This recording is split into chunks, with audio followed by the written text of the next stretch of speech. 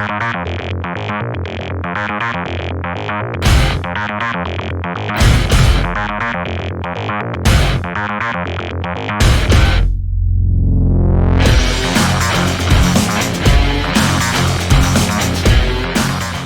hello. Hey there. Welcome to the Totally Random Thoughts podcast. I'm Brie. I'm Tag, formerly known as Brie Tag, which were an acoustic duo, played for about 7 years around the South Shore of Massachusetts and surrounding states. Mm-hmm. This is our first episode. What do you think of our intro? It's pretty cool, right? I like our intro. I do too. Yes. Short but sweet. Yes, well, that's what it's supposed to be. Yeah. You don't need to drag things out. You just get to the good stuff right here. My voice is deep in these microphones. I like it is that. very like radio centric. Yes, as opposed to like the voice I use on stage. And, you know, this, I don't have to worry about all the issues that we had with my voice. So for those, there's a lot of story. We're going to get into a lot. This is our intro podcast. We're going to tell you a lot about ourselves and each other. Ooh, what are we going to say about each other? We're just going to do our own stuff, or do I get to talk about you? I don't know. Do you want to switch it? Do you want I tell people your backstory and you tell people my backstory? Do you really know my backstory? My backstory is long, sorted. Well, I think we have to condense it just for the sake of people falling asleep while listening to it. Yeah, because I am old. There's a lot going on in there. I don't think people... We could sit here for hours talking about John's Jaeger sponsor days, and his spring break performance days, but we'll refrain. Yes. So the premise of this episode is just going to be getting to know us, getting to know what the podcast is going to be, and really just kind of figuring out why we're all here. Hopefully you enjoy it as much as we do, and you'll want to keep listening or watching, whichever platform you decide to join in on. Or both. Well, they'll be listening regardless. You can listen to it on Spotify, and then because you'll be so curious as to what we are doing while we're sitting here, you'll go to YouTube or one of the many sometimes there'll be puppies yes hanging out with us. Yes. Maybe I'll bring Junie over one day. That'd be so cute. I don't know how your dogs would do that though.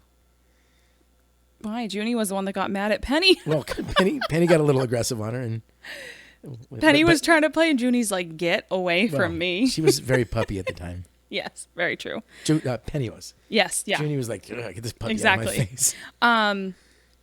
We are going to be having guests on. That is something we're going to do. I mean, well, if you don't want to be like right on top of us, there's chairs.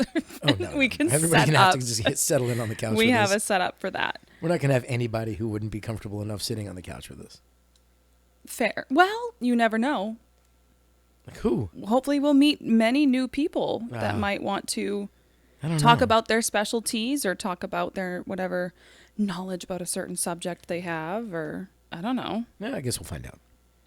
We're going to be doing this for a very long time. We played music together for 7 years. We're going to have to do this for at least 8 so that this is more successful. We have to beat our last record just for the sake of it. Yes. Okay, so I want to get started with who you are. Why me? Ladies go first. So I'm who gentleman. You are. Are you going to talk about me? Well, what? Oh, I'm a total gentleman. I'm an asshole, but I'm a gentleman. That's fair. Just tell your backstory. We'll start with you because you're older. You have probably a longer backstory, so I'll be the short and sweet. Short and sweet. I was born in Hoboken, New Jersey. Oh, we're going that far? Yeah, we're going to go that far. I'll do it quick, though. We'll do a condensed version. Yeah. I was born in Hoboken, New Jersey. I was raised right up the hill in North Bergen. Lifelong musician. Got lucky enough to make a good living at it for many years. Toured the world. Got signed to record deals. Got on Billboard. Stood in front of 8 people and sang. Stood in front of 80,000 people and sang. Opened for many of the people I idolized and dreamed about as mentors in this business. And I've had a very blessed and lucky career as a musician. That being said, 2016, I damaged a vocal cord and it changed the path of my career. Simultaneously, I was a dad for 3 years at that point, but my daughter hit the point where she knew that daddy was leaving. And I always said that when she knew I was leaving, I wasn't going to leave anymore because I waited a long time to be a dad. And so I wanted to be a very hands-on, very involved dad. So it was as if the universe went, hey, we know you want to come off the road just in case you're not sure. And it broke my voice. So it changed the path of my career in as much as I could still sing, but not like I used to. not long after that we met, actually about a year after that we met and started playing duos together. And, up until this past December, that's what we were doing and that's what I was doing. And we're kind of done with the bar scene. I'm still writing music and recording music and putting out music and probably going to produce Same. other people this year. But as far as doing the bar gigs, I'm kind of over it and kind of done after 5,000 shows in 40 years. Ooh, 40 years sounds very like I'm old. But then you don't know when I started. I could have had my first show when I was like a 1-year-old. I mean, I was in the recording studio when I was 11, so. Yeah. Hey, my daughter was in it when she was 9. Exactly. Yeah. So. But that being said, so that's kind of it. And now I'm a fitness professional. I'm a personal trainer and a running coach and a nutrition specialist, as well as a massage therapist and a Thai body specialist and a sports recovery specialist and many other things inside that world. So that's what I do now. I split my time between being in the studio, being a dad, and being a health practitioner. So there you go. That's me in a nutshell. And I keep this head wonderfully shiny. Oh, God. That I didn't have a choice in. Now let's talk about you. Oh, boy. Okay, so my name's Brianna. Yes. Born and raised in good old Middleborough, Massachusetts, or How was that growing up in Middleborough? a lot of cranberry bogs. Yeah. It was good, actually. Not a sponsor, by the way. Just like to drink it. Same. Oh. Same. God, I mean, God, it's Starbucks. Do you want to sponsor us? Maybe we'll get to that point. That'd be Yeah. nice. But no, it was good. It was good. I'm not a city girl. I'm not. I can't be in like a big city for too long. I get really stressed out. So Okay. it's cool to visit for like the day, and then I'm like, Same. whoop, see ya. And I grew up looking at New York City. Like I grew up literally across the river from New York. True. And I hated going Yeah, there. you were where Cake Boss is. I was born in like In 5 seconds. Hoboken. Yeah.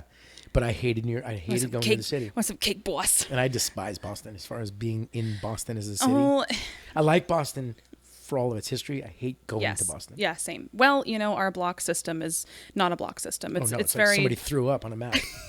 They took all the cobblestone streets and basically just said, "Figure it the f out." Yeah. Instead of having an actual like first, second, third. Like Yeah, there's like New York. Like I've lived 40 minutes away from it my entire life, and Yeah. I can't for the life of me At find my least way New around York it. was palatable. It's a grid. Avenues go I east to can west. find my way better I mean, around. north to south, and streets go east to west. It's Right. easy. I can figure my way around the giganticness that is New York City 10 times better than I can figure out my way around my own city. Yeah. So anyway, I grew up in Okay, Middleborough. rural areas. Yes.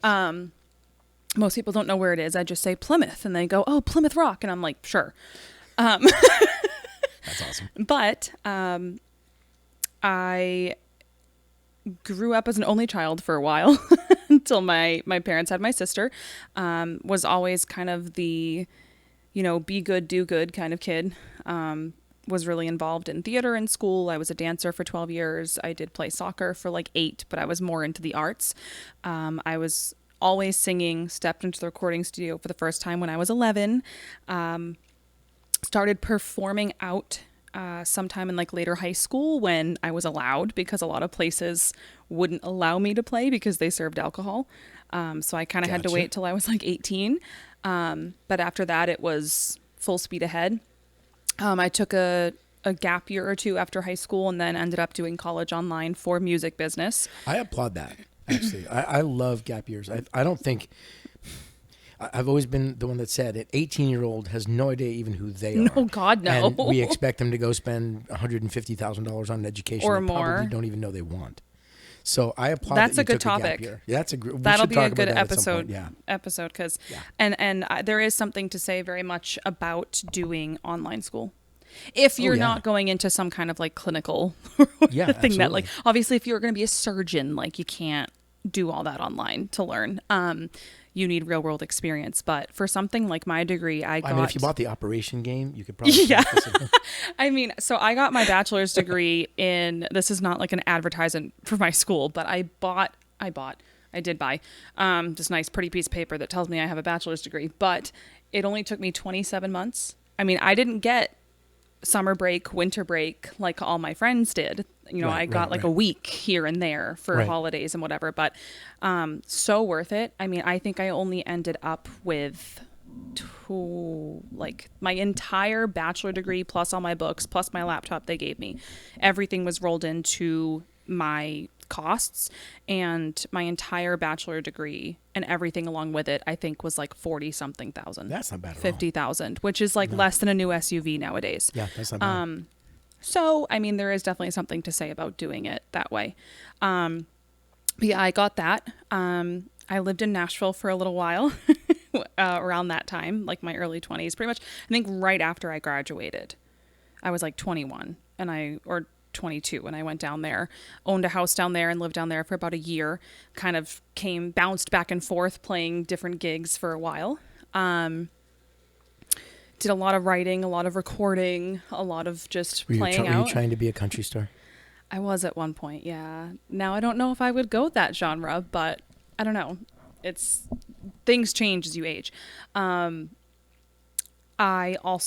think you do Paramore better now, honestly. Really? Yeah, I think Oh you're God, some of better their at the songs rock are stuff so these hard days. though. Her voice is very high. Yeah. Well, she's got an amazing voice, but so do you. Thank you. It's you can sing anything though. There's really nothing you don't sing well. Oh, thanks. I appreciate that. I'm just saying the truth. Oh. You know. I'll take that as truth. That's fine. But these days, you always on the gigs seemed to have more energy in your definitely. vocals, singing rock stuff more than you did like pop country rock. stuff. Yep. Yeah. No, I agree. Except Martina McBride, that always kicked your ass. Well, because she's Martina McBride. Yeah, exactly. So I got my degree, did the Nashville thing for a while. Also was still working full time while promoting my music and whatnot. I was really kind of in the thick of my gigging and things like that when I met you. I was probably I was like the most busy I had ever been in like the 1 or 2 years before I met you, and then during our tenure together. But I found myself being so busy trying to work to pay for my bills because I was also building my personal life. You know, I met my husband when I was 23, 22, 23, and we ended up purchasing our home here in 2019. It was a foreclosure, so Yeah, nice. yeah. But I love that stuff. I also am a real estate agent. And I just love like interior design and decorating and things like that. So it's a lot of work, but it was fun. At this point, I mean, sometimes it feels not so fun because it's just so continuous because it's been so much It'd be a lot work. of money when you buy a fixer-upper. Yeah, but worth it. We have 2 dogs, and I ended up getting married and doing the wedding and all that fun stuff. And as time kept going on, I found myself kind of, unfortunately, falling away from the creative side of my music and my creative self, and I didn't have as much time for writing, recording, being in the studio, doing the creation side of things, because I was so busy working my 40-hour week, working on my house, and then playing like 2 or 3 gigs a week with you. And it hit the point where I was like, I can't sustain this, and I need something. I need like something for myself creatively to like release into again. But I also have my full-time job, which used to be marketing and working for corporate America and a couple different companies throughout the years. But about 2.5 years ago, I came back to my family's business, which is actually a diesel service and repair shop. Which I love that. So I'm in the diesel two sides of you. Yeah, I'm in like the diesel equipment and automotive world, which I do enjoy. And I'm also in the creative arts, music, design, house world. It's like the 2 halves of my brain. Yep. So that's what I do. She actually helped design the interior of my first gym. I did. This one too. Well, this one too, yeah. Yeah, that's true. this one too. Yep. I don't know. I have the creative side of my brain, then I have the logistical side of my brain. I find myself to enjoy using both. So it works, I guess. And I think that kind of leads us into why we're here now. Why? Why are we here? That's a loaded question.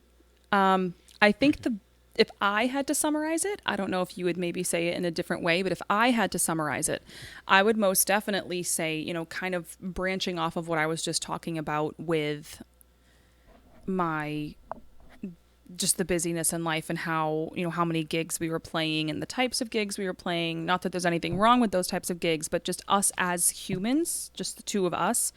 I remember right before COVID, actually. Should I not say that word? Should I say like right before the panini instead of pandemic?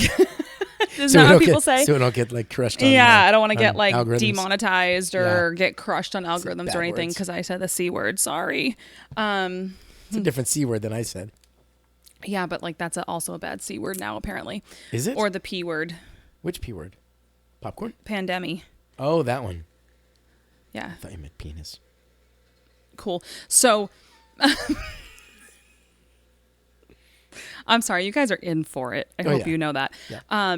Just so you know, if you don't know us, neither one of us filters very well. No. And we're both sort of potty mouth, so there will be some creative language along the way. No, listen, a lot of people, the way it is. A lot of people don't know that about me, though. I know. Everybody thinks you're like the sweet, innocent girl. And then because I hang out with you, and I'm like, God, they don't know you at all, do they? Because I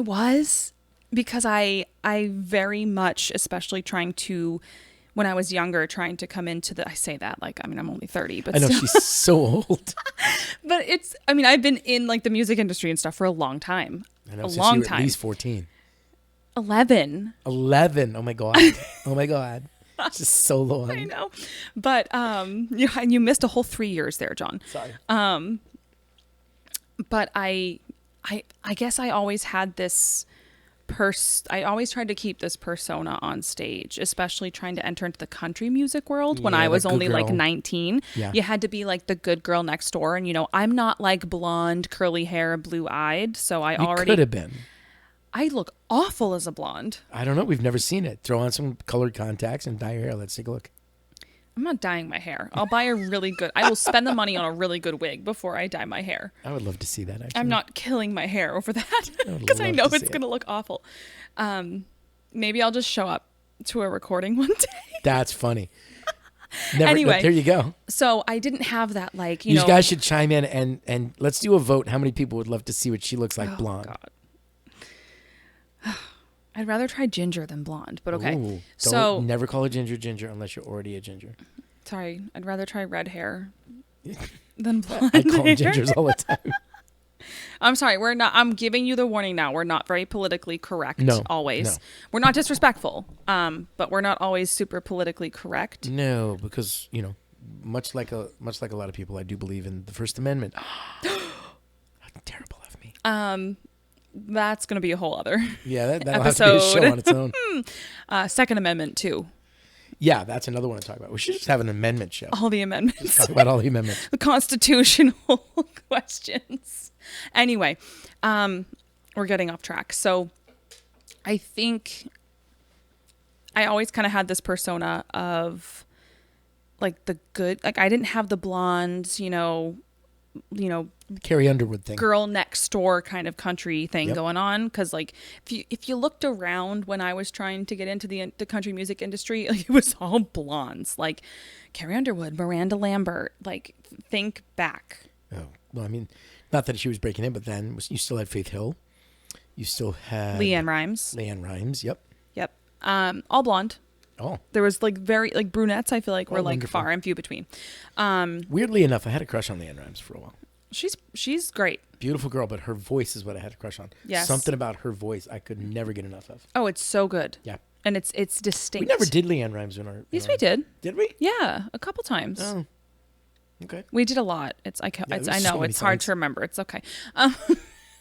So I don't know. I always just tried to keep this like in the country music world. I feel like, especially as a very young girl, you're not supposed to be too edgy. At least back then, you weren't supposed to be too edgy or too attitude or anything like that. So I kept myself. I'm gonna do this since our first show. I'm gonna do a show selfie. No, I'm not gonna do that. There we go. Look at that. So that was my bad side. Anyway. Is there a good side? I like my left side better. Oh, I didn't know that. Yeah, it's okay. And that's what you guys look like. Boom. Cool. See what they look like. Oh yeah, our whole setup here in my basement. So I think I I didn't like really swear much on stage. I didn't act like I acted a very certain way on stage and in all of my appearances and toward people that I talked to, because I was trying to keep this like kind of like, Yeah. No. good girl next door And persona. I have thoughts on that kind of I mean, thought I do process, too now. Yeah, because that was me early in my career, trying to Well, be because what I thought everybody wanted me to be. And well, you also know that networking is such a huge aspect of it, and you don't want to step on the wrong person's toes or come Correct. off a certain way to However, I to will a say, person. prior to 2008, I was trying to be what I saw and what I thought everybody wanted to see. Mm-hmm. And I floundered a bunch. I mean, I had some successes, but I still floundered a bunch.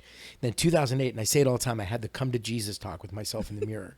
And it was a lot of staring at myself and yelling and being brutally honest.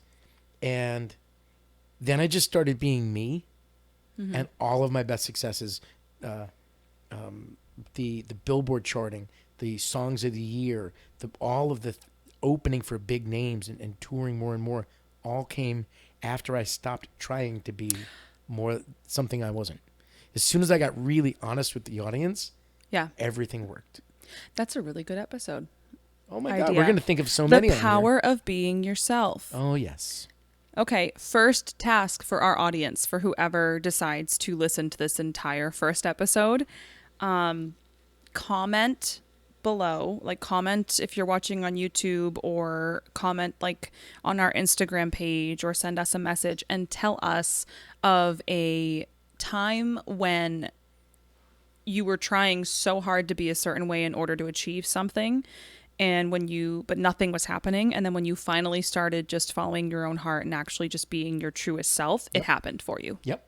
Because I think that there's a lot of power in that, and people don't realize it, and we get too caught up with society and even now. So in my fitness business, right? So I will post things online, and I'm kind of straight up. I don't filter anymore. I stopped that along to 2008 was the last time I can really remembering ever filtering. And I'll post stuff, and I'll get somebody, not so much anymore because people understand it, but they were like, dude, should you post that? Because that might keep people from coming into your training space and working with you. And my response always was, if a post made them not come in, they definitely didn't actually want to come in.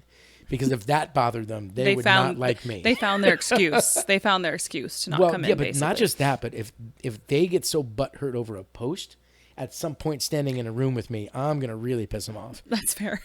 So I always said it was sort of my vetting system. If that made you not want to come in, by all means, don't come in.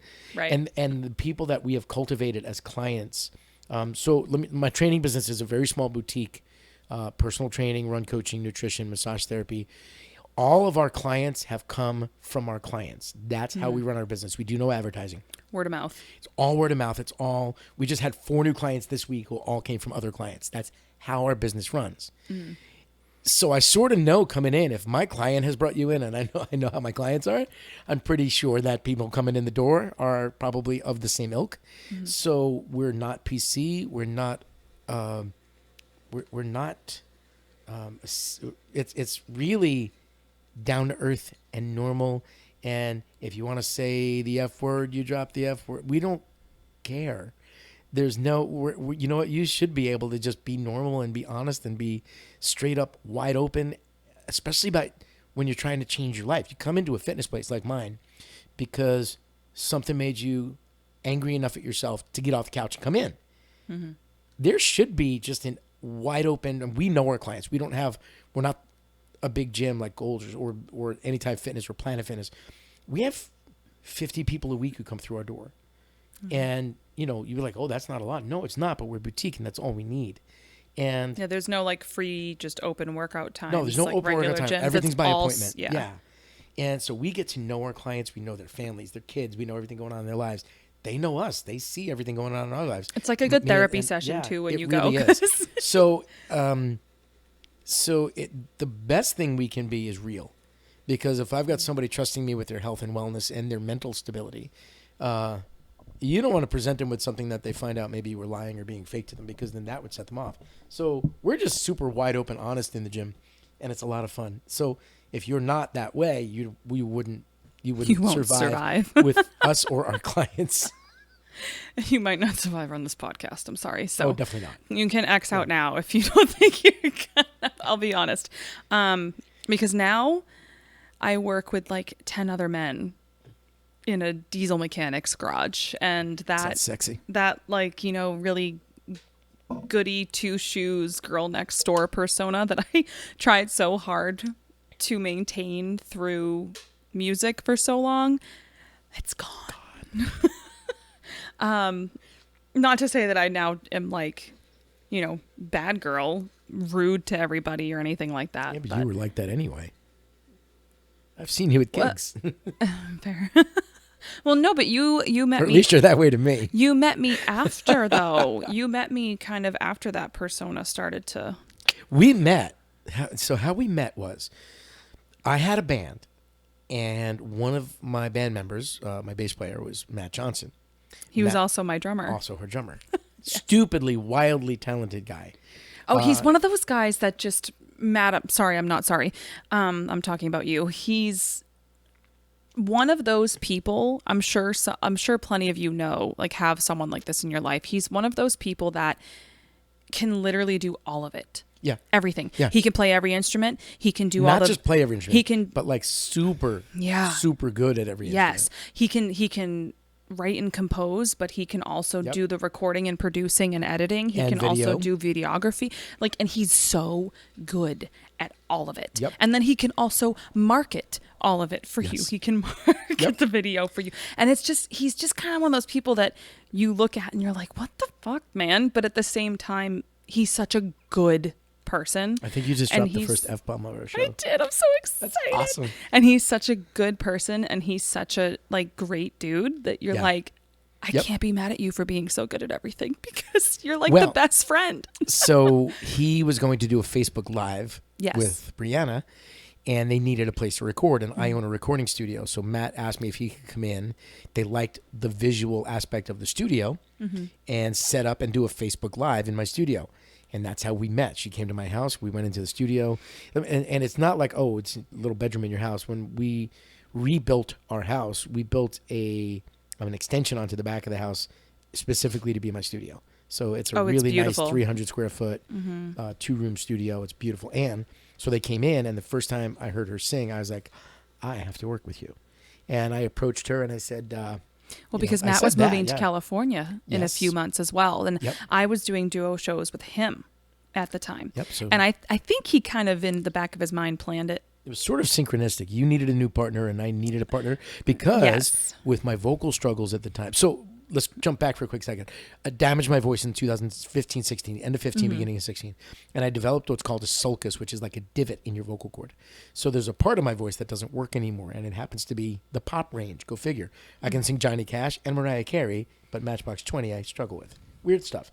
Anyway, so I didn't have the longevity to go out and do 4-hour shows 5 nights a week anymore. I needed to find a way to split that up or do a little less. So I was like, I'll start doing duo shows where I can split the night with somebody. Boom. There she is. And I think Matt kind of knew that, because I think he kind of knew that you were possibly looking into the option of having like a duo partner set up, but he knew that I was his duo, like he was my duo partner, and he was moving across the country. So I was probably going to be looking for someone as well. And I think he kind of intentionally introduced us that night, because I know him, and I know that was probably in the back of his mind. And I'd heard your name 100 times just from him. I had heard yours too, yeah. So it was just kind of like fate at its finest, I guess, that it ended up totally working out that way. And I think 4 months after we first met, we had our first gig booked. Not even 1 month.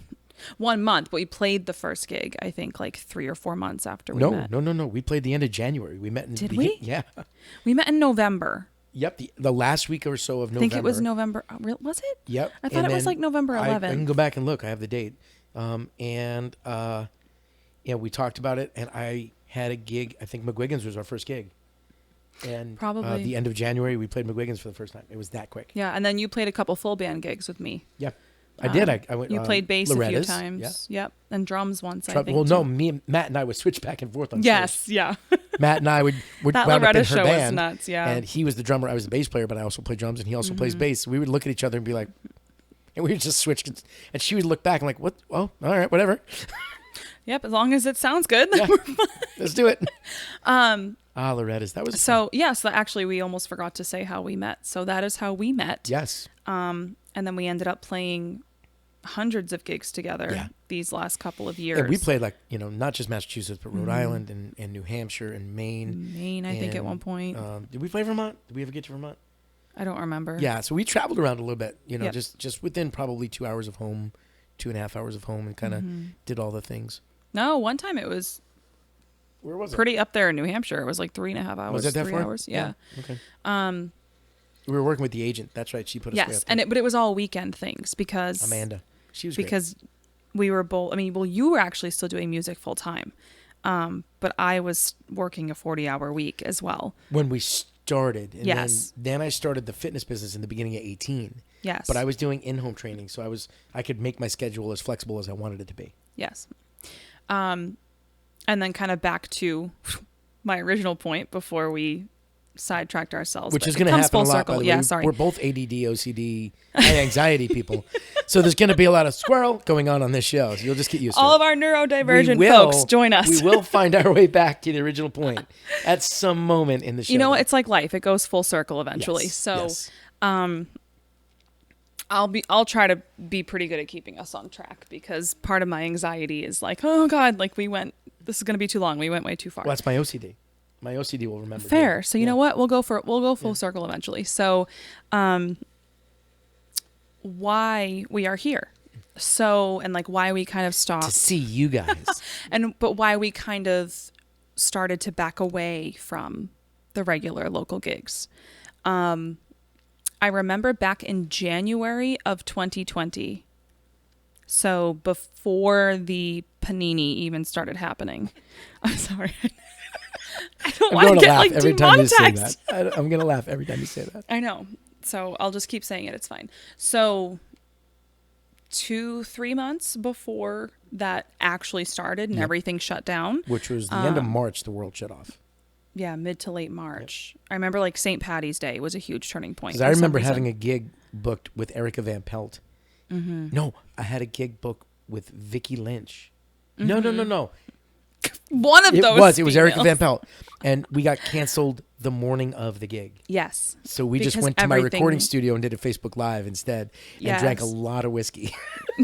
I remember watching that. we were both a little like, It was such a weird time. I looked at her, we played, and she was like, I can't really leave for a while. I'm like, we'll just hang out. That's fine. We'll just keep We just recording. sort of sat for a while and chatted. So January of 2020, I remember kind of just mentally hitting a breaking point myself where I ended up, I think, video chatting you one night and literally had like a full on like breakdown, like bawling.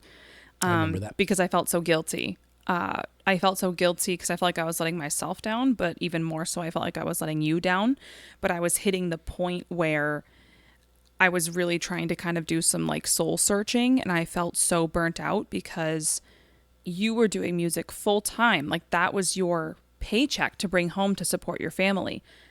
I didn't necessarily have to rely on it for that aspect, but I was still trying to build my career and hopefully at some point have it be my main income. But I was still working 40 hours a week at my regular job to pay my bills. So there were certain weeks where I would work my 40-hour week, but then I would play, I think one weekend alone, we played like 4 gigs within 48 hours. Yeah, there was a point where that was frequent. Yes. And it was hitting the point where I was doing like almost. We would play like Friday night at like, say, Tavern on the Wharf. Yep. And then we would do a Sub in on Saturday the- afternoon. Sub in on the shit show on Yes. Saturday. Play a Saturday night. somewhere, and then a Sunday brunch gig. Right. So, and it would literally take up like my whole weekend after doing a full work week. Good money, and though. it was. Yeah. I mean, it helped us renovate this place, which I'll forever be thankful for. But that was the problem because I was starting to really feel burnt out between everything. Because there were certain weeks I was technically working like 80-hour weeks. Oh, I know that feeling. As well as trying to renovate my home. Yep. But I think even more so, I was starting to feel like music wasn't a fun, fulfilling space for me anymore. And it was just becoming like a second job Yep. that I needed the money from, that I was just doing for money. I was just doing for the sake of doing it. And like, I was like, why am I doing it at this point? And I never wanted music, out of all things in my life, to be something that felt like that didn't feel fulfilling and didn't feel like something that I had a passion for and enjoyed doing. And that scared the shit out of me. Completely scared the shit out of me. That was 2008 for me. So, yeah. So, I was at a point, where I'd kind of asked you, hey, I think I need to take a step back and try and focus more on like the creative side again, and like just figure some things out and like what I really want to do with my music long term. But I know that this is your full-time job, so I don't want to sit here and like make you lose money. And I had a whole breakdown basically. But then 3 months later, the world shut down and decided for us. And we didn't play gigs for a year. Now, mind you, right at that same time, I had just opened my first gym. Yeah, literally like 2 months before. December 1st of 2019. Mm-hmm. So 2018, I started as a trainer, and I was doing in-home training around the South Shore of Massachusetts. Mm-hmm. And then 18 into 19, I started working freelance at 3 local gyms to sort of learn the business. They were all like small boutique places. And that was halfway through 18 through 19. And then December 1st of 19, I opened my first space. As I'm opening my first space and sort of at the same time realizing, okay, I'm going to start moving a little bit away from the bar scene as well. Mm-hmm. We have this conversation. So it was synergistic in that way. Mm-hmm. And then I opened my gym and she said she didn't want a gig, and then the whole world collapsed. Well, I didn't say I didn't want a gig. I said that I needed, as we were doing, I needed to drop down how many I was doing per week, because I felt like... But I was actually fine with it because I was opening my first gym. Like all of a sudden I was going to be working 50 hours a week and then having to go out on weekends. But I was used to that grind. I toured for the better part of 15 years where I slept 3 hours a night and drove 5 hours a day. So for me, 60, 70 hours a week was just like, oh, you're only doing 40 hours a week? Yeah, okay, well, we get it, John. We get it. I get it. So, you're a harder worker than me. I get it. No. I'm not a hard worker than you. I'm just kidding. No, it's just... It was just... I was just at the point where I think, again, that I was... But I am older. I will say this. I am older than you, significantly. And I come from a very different mindset of generation. That's fair. So... I think with me, it was just... I was struggling figuring There's out... another show that we should do. Generational mindsets. Oh, God. We're going to get started on the argument between boomers and millennials, aren't we? No, not at all. Not at all. And because I am, what's it? Is it millennials where they say millennials don't want to work because they won't go get jobs? Let me finish before you jump on it. I don't believe that at all. What I believe the difference is between boomers now, I'm not a boomer. I'm a 60s baby. Okay. So I'm even older. I'm even beyond boomers. Uh-huh. So I don't believe millennials are lazy. I believe the millennials have more choices than boomers ever did.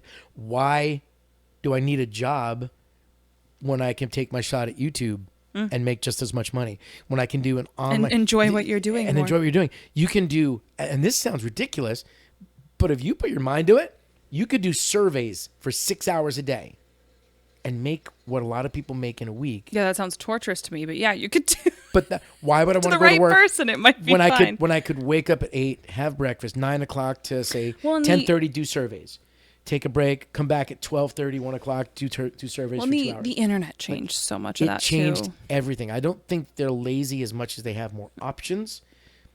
That being said, maybe some of them are still lazy because there are so many options. I think that's the generation below me a little more. I think that they are a little lazy because there are too many options. Because I think sometimes when you have too many options, we have a generation of ADHD kids, and if you hand them too many options, nothing happens. And I think that's part of what's happening too. Okay, this definitely needs to be one of our next episodes. Oh yeah, this would be great. This would be great. I could have turned into a complete shit show. Yeah, but back to us. I think I was just struggling with like who I was as an artist. Oh, I definitely. was starting to find myself kind of floating a little bit away from country, and I didn't know who I was as an artist as far as my sound, my style, and that scared the shit out of me. And then I was just overwhelmed and burnt out. And Well, if I can be, and I've said this to you before, but if you know, being really honest with you, the things you said you always wanted, and then the actions you took around them always oh, they didn't contradict match. them. I want to be a touring artist. I just bought a house. I want to do more gigs, but I got 2 dogs So- and I can't leave the house. So I realized Everything. I want to do this, but I got a full-time job. Well, there goes all of the things you said Right. you wanted to do I- because of your I responsibilities. realized that, that I'm just the type of human that my brain, I can't help it. My brain just like values a certain level of stability and a and you certain cannot level of have routine. that if you want to go after being a full-time musician. No. Stability is. You can have stability in being a musician, but you have to have your stability inside of chaos. And if you can't handle building stability, so for what I mean by that is, I had a super stable career. I had a great manager, a great agent. I played 240 to 50 or 60 shows a year, traveled 300 days a year. My schedule never faltered, and I was super busy. In a different town, in a different hotel, sleeping in a van, never seeing home, traveling 4 to 5 to 6 to 7 hours a day, finishing a gig in Atlanta and my next gig's in Chicago. If you can find your stability of my schedule is jammed and I know everything that's going to happen in the next 6 months of my life, but I've got to drive 5 hours a day to make it happen See, and sleep in a new town. I appreciate that as a chaos with stability is what you have to learn how to do. as a planner. I'm a huge planner. Like, that is my personality. As a planner, I appreciate that because you know what's coming. Like, you're planning that far ahead. Oh, yeah, yeah. But I think just the everyday chaos of how fast so many things are moving at one time Yep. would set off my anxiety and stress me out. And one thing can change your day. You're on the road and See, that would stress out my anxiety. your radiator goes on your van. Now you're in the middle of North Carolina But you got to be in like Chicago by that night. and you've got to get your van fixed. Yeah. It only happened once where I didn't make a gig. We were leaving. I was leaving Massachusetts to drive to New Jersey to pick up my band because I lived in New Jersey. I had moved up to Massachusetts at that point. And we were going to a college gig and then something else. And the first gig was the next night. So I was picking the band up at like 6 in the morning. I was leaving at like 8 o'clock at night, Massachusetts. And we had to drive and we were going to be there the next day. And my brake line popped on the van. And it's 8 o'clock at night.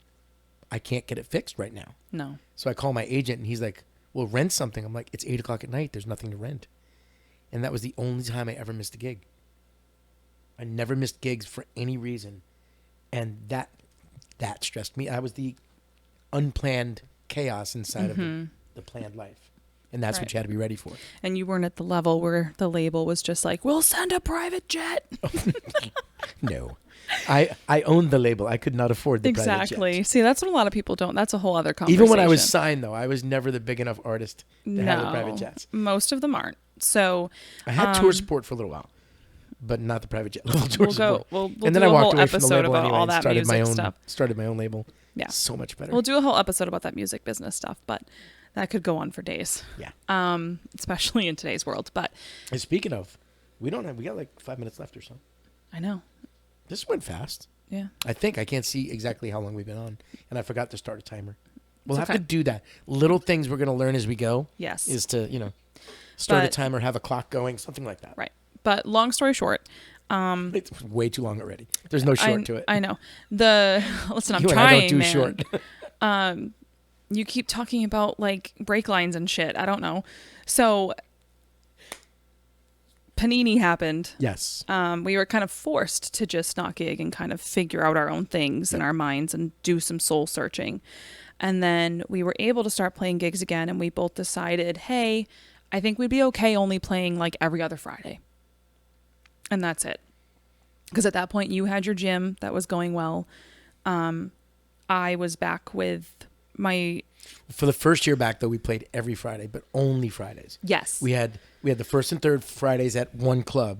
Mm-hmm. They booked us twice a month, every month. Mm-hmm. And then we had the second and fourth Fridays at two other clubs that were owned by the same person. And that was our whole schedule. Yes. 4 Fridays a month. And then the year after that, we just dropped down to the two clubs that were owned by the one person. Yep, and it would be like Friday. every other Friday at those. And then you approached me, what was it, back in like September? Well, so 2022, December, when I was making out my schedule for 2023, I decided I didn't want to gig anymore. And then I talked myself not out of it, but I said, do one more year to be sure. Mm-hmm. So Smart. That's smart. we booked 2023 as we had planned. Every other Friday, booked it solid. Plus, we took private gigs here and there. We did some stuff. And then about halfway through the year, I knew I just didn't want to do it anymore. And that's when I approached you. Yeah. It's probably like July or August. I could see the shift in you. You kind of mentioned something in July or August, and then come like September, October, you were like, hey, like this is for real. And you're like, I'm still open to taking like the private parties and special events and things like that, because those are always so much fun for us. We love they those. Actually really are. And they pay well. They pay well, but it's beyond even that, at least for me. Yeah, it's not being it feels ignored in the corner kind of thing. Right. Like we are wanted there. We are purposely asked to be there and paid attention to, versus we're just background noise for some people that decided to go out to dinner at this one random restaurant, and they give us weird looks, and sometimes they act like they don't want us there. And we just get told to turn down 73 times, so that place. and that's when it like stifles your creativity and makes you feel like crap. So but we still, so we kind of just decided, you know what, we're entering into different phases of life. We both really want to get back to the creative side of things with writing and recording and producing. Yep. So this feels fulfilling again. And then we had also talked about the possibility of doing something like this before. And we figured now we would have time for it. It's another way to dive into our creativity and to still be able to engage and interact with all of you guys that used to come to our gigs on a regular basis, and possibly even be able to interact more with you. Yeah, definitely. And just a fun, more feasible new thing for us. And there's really nothing off the table for us. No, and that's why podcasts and video casts, we're going to kind of go everywhere. We sat down and kind of talked about the first bunch of shows and where we wanted to go with them. It's all across the board. And it's literally across the board. Yeah. And then as we keep talking, we keep going, ooh, we should do that. Ooh, we should do that. And we keep finding new things. Right. So we're never going to get a shortage, especially with neither one of us is ever short for words. So we're never going to not have, and we're both kind of opinionated. So and the fun part is it's not always the same opinion. So it's not like we just agree on everything. She's wrong a lot, and I accept that for her. But no, I'm kidding. I think that's going to be the fun part. Thought you were a gentleman. You should know better than to say the woman's always wrong. I never said you're always wrong. Just the woman's supposed to be always right. No, nobody's always right. No, I know. But I think, that is why we decided on the name Totally Random Thoughts, because that's our heads. It's our heads, and we are the type of people, as you probably kind of figured out from when we were telling our backstories and introducing ourselves earlier and describing what we do on a regular basis. We're both like jacks of many trades, and we don't like feeling pigeonholed as a person. Neither one of us, I think, likes feeling like our interests and what we do needs to be like pigeonholed to just one thing. So we didn't want to do that to the podcast either. We didn't want it to just be, completely stuck on one type of industry or subject matter all the time. Yeah. Because that would probably be too boring for us. So we're going to be all over the map with everything we talk about. Mm-hmm. And if you guys have things you want us to talk about, or you have something that you think we should talk about, by all means, send us notes. We have a Facebook page, an Instagram page, a TikTok page. You're going to see clips of all the shows on everything, YouTube Shorts. Mm-hmm. So everything is going to be out there. We have a Facebook page for the show. You can send us notes right through the Facebook, like, hey, Or Instagram. didn't like that you talked about this. Would rather you talk about this. Go ahead, send it. Yeah. You know, We we're take open to constructive everything. criticism. Absolutely. Don't be a dickhead, but send us notes. Don't just message us. Actually, be a dickhead. We'll just ignore you. Don't just message us just being like, I think your shirt was really offensive because there was a unicorn on it. Nothing's wrong with unicorns. I'm just random example that popped the top of my head. Like, because people are weird like that. Yes. They'll, obviously, like, nothing silly like that, please. But In fact, I have a full unicorn head that I might just sit here sometimes. oh God, I know. So he loves unicorns. That's kind of why I said that. But, I think we're open to constructive criticism. We're open to all of we want the things that we talk about to be things that ourselves and our audience is going to be interested in. Yep. We never want it to be boring. We never want it to be repetitive. We never want it to be just stagnant. And let us know how this looks too, by the way. This is we're still playing around with everything. setup, but we're going to probably play with it. Yeah. Yeah. So if you don't like blue and you'd rather see red, let us know. Although the logo's blue, so but the red could highlight the blue. Maybe we're not looking America. at it. Yeah. It'd be red, white, and blue. Oh God, I didn't even think of that. Oh, that's funny. We'll do that around election time. Just kidding. I hate politics. So I don't know that we're going to talk a lot of politics on this show. No, please don't. That's probably the one thing that we're going to not focus on very much. That we probably won't really do many episodes. I will say this: if any. I'm not a guy who cares about what your politics are. No. That's one that we do agree on. I never unfriended a single person all through the last 10 years of campaigns and stuff over who you thought should be what. You do you, I'll do me. Never physically or financially hurt somebody else and have yourself a ball. I've always said, I'm not a Republican, Democrat, Independent. I'm a member of the Don't Be a Dickhead Party. Yeah. Just simply be a good human being. Yeah. So that's sort of where I am on that. Yeah. So we don't talk about that stuff because it's so touchy to so many people. It's bad. Yeah, it is. It's bad. Yeah. It's way too volatile of a topic. So don't expect us to dive into that much, if at all. But yeah, this is Totally Random Thoughts, and we're really glad to have you with us, and we hope that you want to stick around and offer up your support as well as your ideas. Let us know if you think that you'd be suitable to be a guest on here at any point in time. If you have some kind of, if you're an expert at something, or if you have a great story to tell as far as, your journey of entrepreneurship and building a business, or some kind of specialty that, actually, we're, that's something that we're super interested in, is different entrepreneurs and different specialists within certain industries. Maybe I'll drag one of my mechanics on here. Who knows? Oh, that'd be fun, actually. This couch is very comfortable, by the way. Thanks. Yeah. It's our old one. I like it.